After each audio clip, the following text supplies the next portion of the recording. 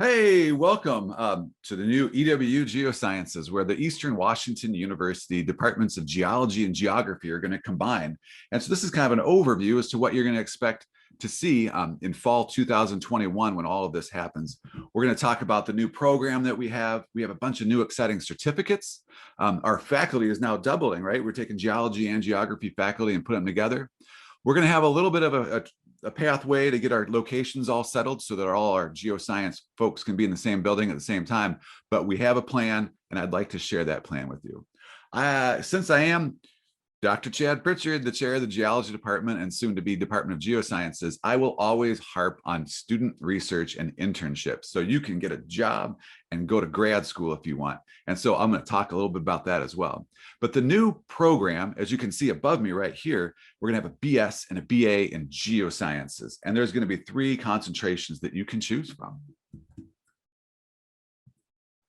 The big difference between the geosciences, the BS versus the BA, or the Bachelor's of Science versus the Bachelor's of Art, is that the science bachelor's is going to require you to take one biology, a chemistry, a math, a coding class, things like that. One big thing you'll find the Bachelor's of Science is you can't take professional geology. And that's because chemistry is a prerequisite for that class. And so that becomes our Bachelor's of Science sort of concentration. We'll have a common core, and then you can choose your concentration. And the Bachelor's of Arts, based upon state mandates, the Bachelor's of Arts, you just have to take 1 year of language. So that'd be a foreign language. And a lot of students come in with 1 year from high school, AP, Spanish, German, Chinese, what have you. You will notice the concentrations here after the Common Core in the Bachelor's of Arts does not include that professional geology, but you can still have this great open-ended sort of build your own geoscience and still talk a lot about the environmental justice and climate change as well. So what is this Common Core? Our Common Core is a nice melding between geology and geography. It's focusing on the Earth, though you can apply that to other planets as well. You'll see the Common Core is this Geoscience 111, the Earth's interior, Geoscience 112, the Earth's surface, and Geoscience 113, the Earth's climate. These don't have prerequisites to them, so you can take them at any time in different orders. If you are coming in fall or you've kind of looked at the catalog before, you'll be like, where is Geology 121? Where is Geography 100? They're in this now. And if you took them in the past, they'll still work. And we'll make it all work for you. There's no problem at all. You'll find that if you look for Geology 120, this is now morphed into Geoscience 111, the Earth's interior. The Geology 121 is morphed into Geoscience 112, which is now the Earth's surface. And then we have Geography 100 is merged into this Geoscience 113. So we'll talk about the Earth's interior, the surface, and the atmosphere. And then how the humans interact with that is our human geography, but a little more tweaked towards environmental justice and climate change. And that was Geography 100, but has now become Geoscience 200. Part of our core that we're really excited about too is to be able to offer our students a geocentric statistics class. So we now have geostatistics, which is a brand new class. And we're really excited about having this class where we can apply statistics of human and natural science using R and ArcGIS. In geology, we've already had a seminar, and we're going to continue that. We're going to bump it up to a Geoscience 497.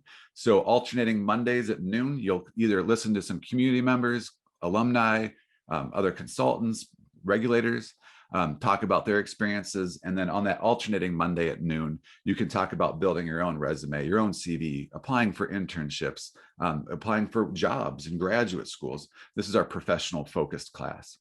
The overriding part of our Common Core, though, is that you have to take a Geography 323, which is GIS for natural scientists or environmental scientists, or a Geography 321, which is going to be a GIS 1 for social scientists. Again, everything that we're doing in our geosciences is going to be spatially distributed. So understanding spatial distribution is very important. So you can go from our Common Core into 3 concentrations. The first is going to be the geoscience, which is more open-ended, and you can tailor it to what you want. We want to meet your goals, so when you graduate, you can continue with the life that you want. This concentration in geosciences is just going to be built up of at least 35 credits of geology, geography, or geosciences upper division. Please keep in mind that if you want to go and graduate which everybody wants to do, you have to have at least 60 credits of upper level classes. So always keep that in mind. This is exciting because, as you'll learn later with our certificates, you can kind of stack your certificates and really tailor your own degree to be what you want to be when you graduate. Our second concentration is still a geology. It's kind of it's a modified or streamlined geology degree that we've offered at Eastern Washington University, founded in the fundamental classes of geology, but more importantly, it sort of guides to prepare you for the ASBOG exam. There are certain classes and number of credits you have to take the ASBOG exam, and that way you can become a state licensed geologist. You can get whatever degree you want and become a technician, but to become that next level up, that professional geologist, you have to have the ASBOG exam. And so our program is based on this fundamentals of geology exam that you take with a series of classes that are great, slightly tweaked if you've been familiar with our program in the past, and then still ending with our senior capstone of a geology field camp, which is slowly becoming a little more community-based, which is kind of exciting for me. Our third concentration, not least at all, it's actually really exciting to see this climate change and environmental justice. This is a tweak on the geography degree at Eastern. This is sort of bringing it up into the common and current conditions of climate change, globalization, and environmental justice. And they have this great capstone at the end, the geographer's capstone. A very exciting change to Eastern Washington University. You can also get minors. These will show up on your diploma as well to sort of help focus what you've or share what you've learned or what you focus on while you're at school. So we're going to continue the geology, the geography minors, and then our newer minor is the geotechnical engineering. Geotechnical engineering is a field in geology and engineering that you can really find a job wherever you go. And so it's really nice that we have this sort of regionally renowned minor right now. There's not really anywhere else you can go to get something like this. And you really don't actually even have to be a student for these. You can come in and join us and just get this minor. We also have environmental science with Dr. Nazat, who's got a great program together and is actually the director of natural sciences of the program, environmental sciences. Really exciting for us in the geosciences is our new certificate. So we have our degree, and there's those 3 concentrations, but those concentrations don't show up on your diploma. So if you want to tailor your diploma to show your employers or graduate schools, or your parents or your grandparents or your friends what you did, a certificate's a great way to do that. That's going to be a group of like 5 to 6 classes that all have to have a common sort of focus, and show that you have knowledge in this field, right? And so we're going to continue our geographically well-known, our regionally well-known, almost even nationally renowned GIS or Geographic Information Certificate with Dr. Warren. This is a powerhouse. A lot of jobs pop out in GIS, and having this certificate gives you the leg up, whatever up. A lot of our students get hired straight out of college with GIS as a part of that. Dr. Brian Buchanan, a new faculty to EWU, is bringing in remote sensing and digital geoarchaeology. These are kind of new exciting certificates that we've never had at Eastern Washington University. In fact, many people might know me from the drone certificate, and this remote sensing certificate is taking that over. We had some issues with contracts and stuff like that, but we'll have this remote sensing where you can learn about satellite imagery, LiDAR, laser swath mapping, right? And then also drones as well. So you can graduate with knowledge in all of these fields. It's great. It's great. Dr. Erin Dasher has her wetland science certificate, which has been around for a while, and we're kind of gearing it towards this professional certificate. And Dr. Dasher also has this new river studies and leadership, which is a nationally recognized certificate. And we're excited to offer it now. We'll have a new water resources certificate, which is kind of a loose certificate where you take 6 classes in the water resources. What's exciting about geoscience is many of us have some sort of water resources experiences and teach classes on that. So you can take groundwater hydrology with me, yeah, or you can take surface water hydrology with Dr. Dasher, or water resources with Dr. Warren or Dr. Anderson, a whole series of different applications for water resources, and know a lot about the what's happening in the hydrologic cycle, both politically and scientifically. We'll have a new environmental justice with Dr. Stacy Warren and climate change certificates that will help make you shine if this is where an option you'd like to go for. And then finally, a very new, exciting one is wildfire science and management. We're trying to go for more of a nationally recognized certificate here, where you can learn about what happens after fires, during fires, in a scientific and management viewpoint. And this is actually becoming sort of a federal standard for working on some fires. The new faculty we have right here, a wonderful array of faculty. And what's really exciting about this new faculty, we're bringing geography and geology together, is that we offer way more different topics, from geomorphology to structural geology, to geotechnical engineering, geochemistry, to GIS and human geography, climate change, everything this wonderful group right here can help you with. And we're going to update our website shortly, where you can see a little bit more about what we do and why we do it, right? Where are we going to be? You can always find us right now. Well, not always, I guess. You can find us in Science 140. The amazing Melissa Knapp is still going to be our administrative assistant, our award-winning administrative assistant at that. I say Science 140 might change that building because our locations are definitely changing. Our new ISC building, pictured in the center right here with nice glass openings and cool sky bridges going across, is open. So in fall 2021 and henceforward, our classes and our laboratories will often be in this brand new building. We're excited about that. We were hoping to get all of our faculty in geosciences into the science building, but luckily enough, it made it past the House budget, and we'll be remodeling the science building for the next 2 years. So geography is going to remain in Isle Hall in the GIS lab. And then geology during this time is we're going to switch over to the CEB building for our 2 years, where our offices will be. But the big thing for you is our classes will predominantly be in this ISC, this new building right here. Lots of new changes. We're very excited for that. And if you do want a green tile, I think I could probably help you out. Just let me know.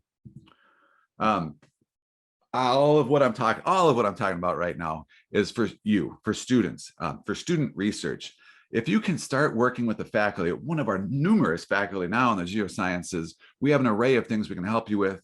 What it does, it helps you apply on something that you care about, this topic that you care about.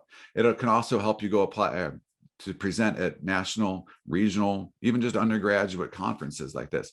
I love it when our students do student research, and it makes Eastern stand out the most, even at a national level now, really, because we work with our students. Our faculty work with our students on research projects.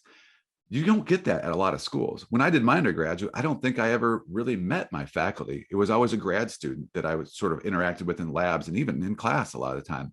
So please, please, please take advantage of this. Our students get hired, they go to grad school a lot of times because they do outstanding student research. And I'm really excited about the breadth that we have in our topics for student research coming in the future. And we also have great collaborations with the city of Spokane, the city of Cheney, the city of Medical Lake, all the cities around here, government agencies, contractors, consultants, so we can get you applied community-based research as well. Please talk to your faculty and get started as early as you can, so we can make some neat products and just some neat projects for our community.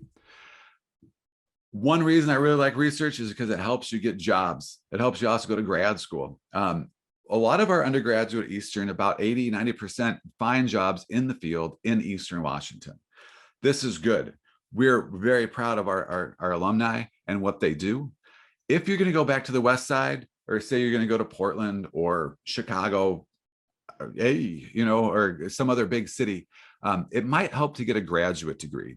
So keep in mind, if you are getting a graduate degree, before you even start in on school, think about what those requirements are. Some graduate programs will require a full year of physics or calculus, and some, more of a BA social science might require you to have some other social science classes. So try and take a look if you're thinking about grad school, and try to get those base classes out of the way before you graduate. That's a big reminder for everybody. Not waving my finger at you by any means, more myself, so I remember. But our programs, especially with our internships that we can have, and then our student research, have come up with really good outcomes. Most of our students that apply to graduate school get into their first choice, if not the first choice, one of the choices they have.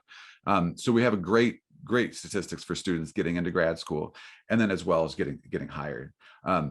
We can get hired in a lot of different jobs. Geosciences is a very wide open and general topic. And so that's why we start with GIS. If you go on to any hiring website right now, you can find a job specifically for GIS. You can also find that geotechnical, environmental sciences, planning, working for the state regulations. Department of Ecology, the state of Washington is hiring like huge right now. And so we have a lot of different job options for our students when they graduate. We also have one of the largest mining areas in the world, which also requires some cleanup. So you can see both different aspects of that. Transportation, our energy companies often hire our students, or we do research projects with them. Geoarchaeology is a new war, and there's just so many. So geology, geography, merging into geosciences, just to give you more and more options to get that end result, that job, that graduate program, wherever you want to go with your life. Just come talk with us. I want to say thank you very much for spending some time with us and learning about the Department of Geosciences. I'll be the chairperson. I'm Dr. Chad, or just Chad or Dr. Pritchard or whatever. My email is right down here. And then our office administrator, our award-winning office administrator is Melissa Knapp right here. Please let us know. Our faculty are wonderful. Our students are wonderful. And we can't wait to see you in the Department of Geosciences.